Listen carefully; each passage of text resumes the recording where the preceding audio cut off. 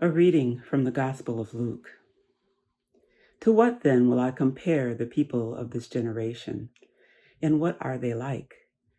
They are like children sitting in the marketplace and calling to one another. We played the flute for you, and you did not dance. We wailed, and you did not weep.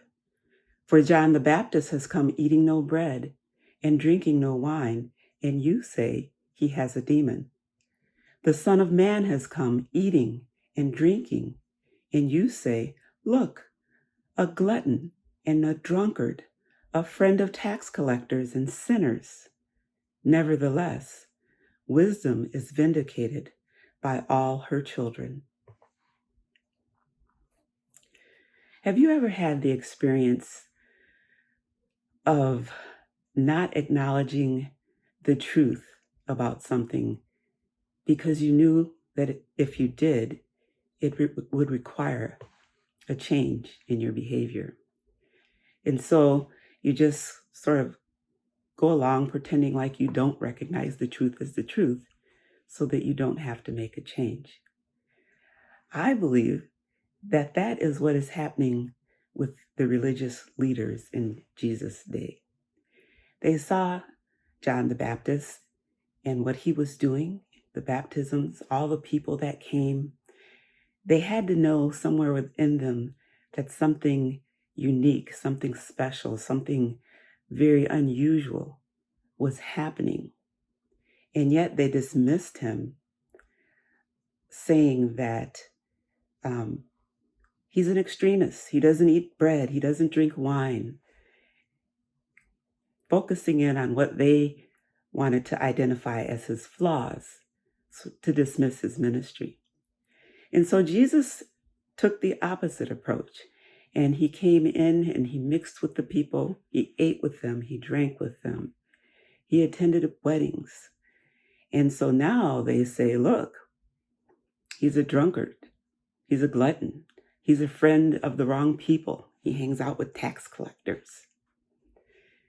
And yet, I believe that somewhere inside of at least some of them, they must have known the truth, that he was the Son of God.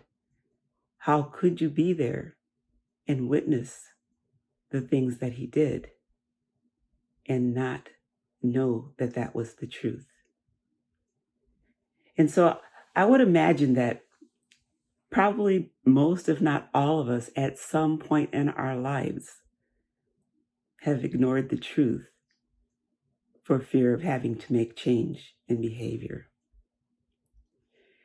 In this particular instance with the Pharisees and those who rejected John the Baptist and Jesus, it's a costly error.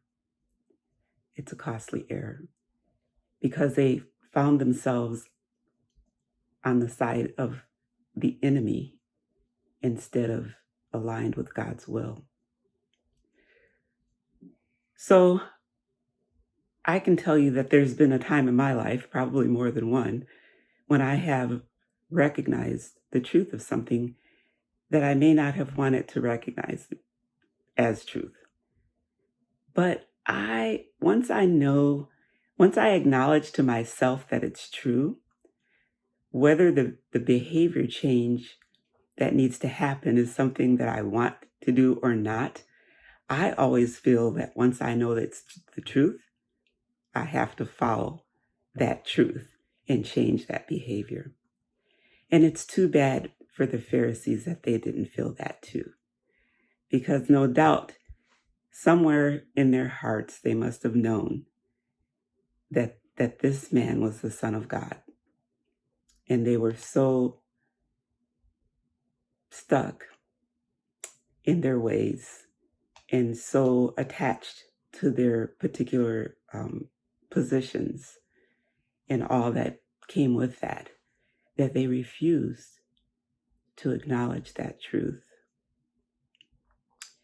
And so my prayer for us today is that we be open to truth, to not only to truth, but also to the change that it might require in our lives, that we listen to the voice of truth. Amen.